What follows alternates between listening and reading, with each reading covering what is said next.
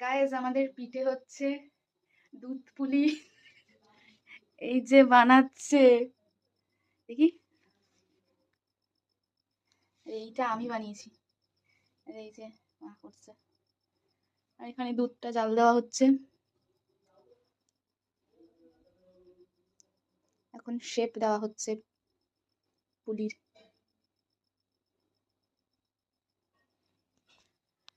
তো হয়ে গেল, তারপর জানাচ্ছি। এই যে আমাদের পিঠে পুলি হচ্ছে, এই যে ওই দুধ পুলি একই হলো।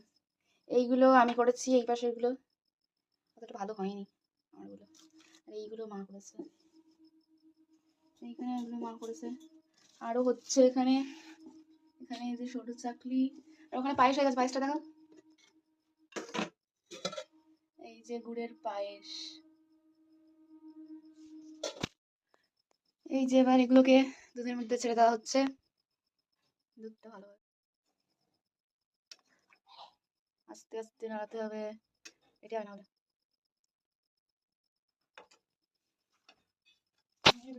এবার সিদ্ধ হয়ে গেলে তারপরে খাবো। গাইস আমাদের দুধ পুলি রেডি। এই যে তুমি তোলো।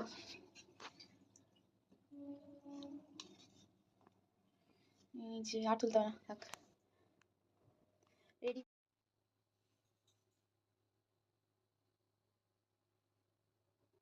পায়েস, এই যে পিঠে নিয়ে বসে পড়েছি। পায়েস পিঠে একটু টেস্ট করে দেখি।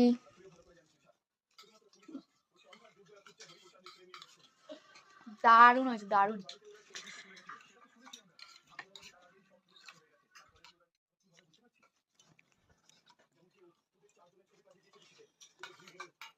গোল গোল করে দুটো আলু কেটে রেখেছি। দারুণ হয়েছে, দারুণ।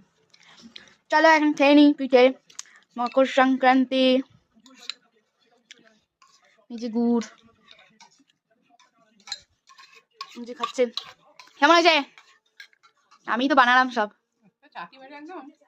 এই যে ছোচা বসে আছে, যেখানেই খাবার চলে আসবে ছোচার মতো। আর এই যে আরেকজন। কেমন হয়েছে বলো? চলো খেয়ে নি মকর সংক্রান্তি পিঠে। Bye bye.